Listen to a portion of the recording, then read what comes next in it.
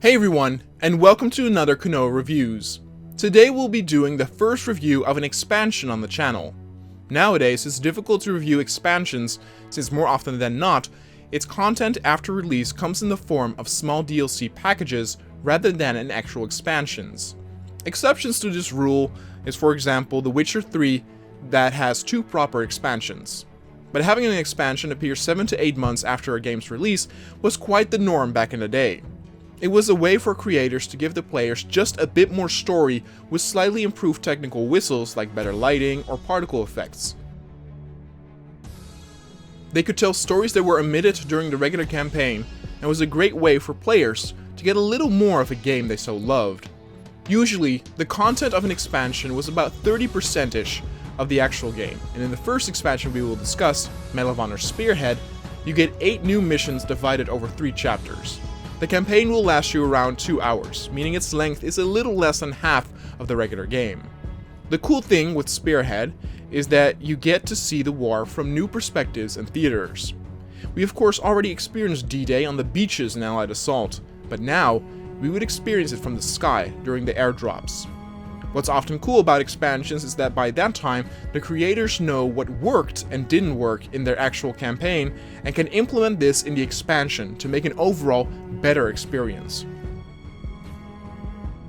They definitely did that here, since the community's favorite levels in Allied Assault were often the ones where you would be fighting amongst Allied NPCs, and therefore, in almost the entirety of Spearhead, you always have fellow NPCs fighting at your side, making this the most Call of Duty feeling Medal of Honor. So you start out in the plane over Normandy, and the first thing I noticed is that they made the character models look a lot less derpy. Thank God. There's a lot more dialogue going on and the overall experience is more cinematic, much to my liking.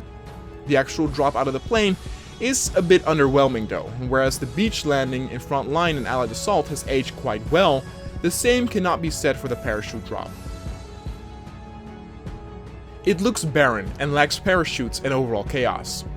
Once you hit the floor, you eventually meet up with some British commandos and need to take out some artillery around the French countryside.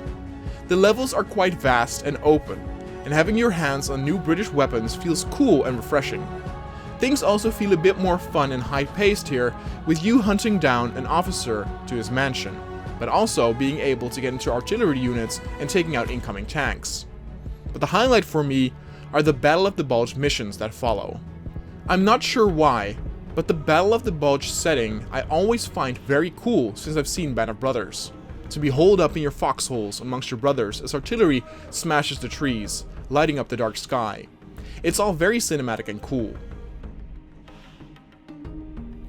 4 missions take place during Battle of the Bulge and Spearhead, and all of them are pretty epic in scale as you often fight amongst many friendly AI.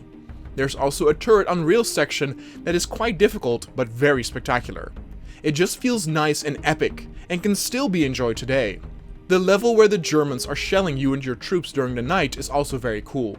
You need to get a medic at the other side of the map and you need to run from foxhole to foxhole to avoid being blown to bits by artillery. It's very cool and another D-Day-like moment in this excellent expansion. The mission ends with a last stand at trenches as you and many friendly units try to withhold waves of German counterattacks.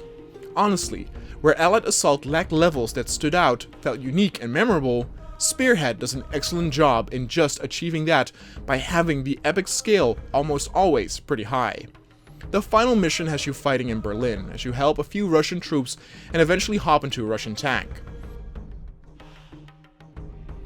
This is the only mission where for the most part you are on your own, but what makes this fun and refreshing is that you get to use Russian weapons and the large city it takes place in.